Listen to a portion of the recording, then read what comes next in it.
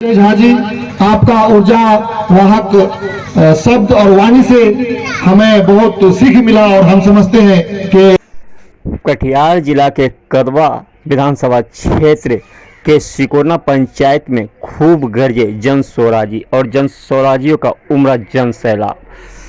जन स्वराजी नेताओं का मुख्य उद्देश्य था लोकल लाभ और कदवा बचाओ। इस जनसभा में सैकड़ों की तादाद में उभरे कदवा वासी और सभी ने लोकल का किया समर्थन।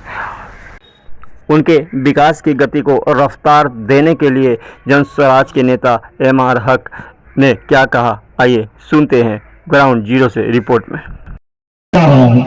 साथियों, पूरे बिहार, पूरे ही देश में सबसे बड़ा पिछड़ा हुआ अगर कोई स्टेट है तो वो बिहार है, और पूरे बिहार में सबसे पिछड़ा हुआ कोई ब्लॉक है या विधानसभा है तो वो कदवा विधानसभा है। कदवा प्रखंड है, डांगखोड़ा प्रखंड है। इसका कारण क्या रहा?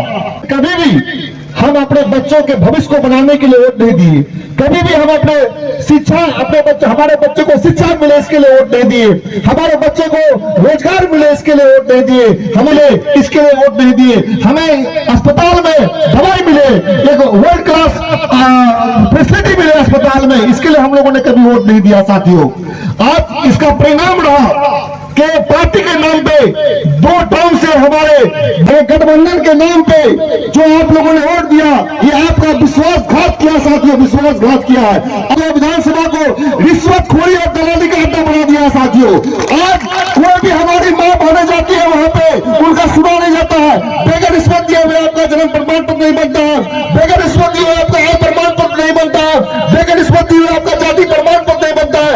एक बच्चा जब पैदा होता है तो उसके लिए जन्म प्रमाण पत्र बनाने के लिए हम पर रिश्वत लगता है, कोई बच्चा जब मर जाता है फिर मृत्यु प्रमाण पत्र बनाने के लिए पैसा लगता है। यानी कि जन्म से लेकर के मृत्यु तक हर काम के लिए पैसा दिया जाता है। हमारा विधायक है वो बाहर से पैराशूट उम्मीदवार के रूप में कदवा में आया और पार्टी ने उसको गठबंधन के नाम पे टिकट दे दिया। किसी को एनडीए को जिताना है, किसी को भाजपा को हराना है, किसी को कांग्रेस को जिताना है, किसी को हम लोग कभी भी अपने तरक्की और विकास के लिए वोट नहीं देते हैं। साथियों, आपको पता होना, हमारे विधायक जी कहते हैं कि हमने सड़कों का, पुल पुलिया का जाल बिछा दिया है, लेकिन अगर सही में विकास है अभी तो उसका 50% काम नहीं हुआ है।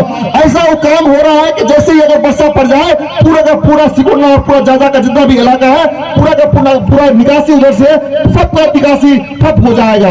तो ये पुल का निर्माण होना चाहिए जल्द से जल्द की नहीं, ये पुल का निर्माण जल्द से जल्द हो। आज इसके लिए हम लोग यहाँ पर एक आम सभा बुलाए। साथियों, तो एमआर हक आपके लता रहूंगा, आपके लिए हमेशा इसके लिए आवाज उठाता रहूंगा। साथियों,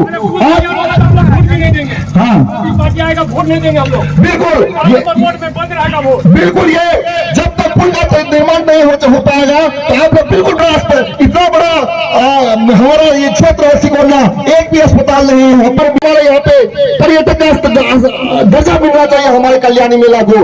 आज जाके देखिए नीतीश कुमार जी क्या कहते हैं, पटना में जो गंगा किनारे एक्सप्रेस हाईवे बना रहे हैं, जाकर के नालंदा में देखिए, जाकर के मुजफ्फरपुर में देखिए, गया में देखिए, बड़ा बड़ा पुल पुलिया बनाया जा रहा है, लेकिन हमारे इलाके में एक पुलिया अच्छा नहीं बन रहा, न पुल बन रहा है, न कोई सही से बिजली मिल रहा है, न पानी मिल रहा है। आज स्मार्ट मीटर के नाम पे लूट हो रहा है कि नहीं हो रहा है? आज ये स्मार्ट मीटर नहीं है बल्कि आपके घर में डाका डाला जा रहा है, ये सरकारी डाका है आपके घर में। आज आप देखिए कि घर में बीमार हो तो आपका बिजली गुल हो जाता है, होता कि नहीं होता? साथियों, ये स्मार्ट मीटर 3 डिसमिल नहीं जमीन में अब तक नहीं मिला। साथियों, ये 3 डिसमिल जमीन सरकार ने घोषणा किया हुआ है कि जो भी भूमिहीन है, जिसके पास कोई जमीन नहीं है, जो रोड के किनारे बसा हुआ, नदी के किनारे बसा हुआ, जिसका जमीन जो है बाढ़ में कट गया, नदी में कट गया, वैसे लोगों को 3 डिसमिल जमीन मिलना चाहिए। मैंने एक बार आंदोलन किया था, हमारा नारा था भीख नहीं निदान चाहिए, बाढ़ का स्थायी समाधान चाहिए। एक बार हमके साथ 50,000 आदमी था और हम लोगों ने कलेक्ट्रेट का वहां पर एसपी और डीएम कार्यालय का 8 घंटा तक और किसी भी पदाधिकारी को हम लोग घुसने नहीं दिए थे।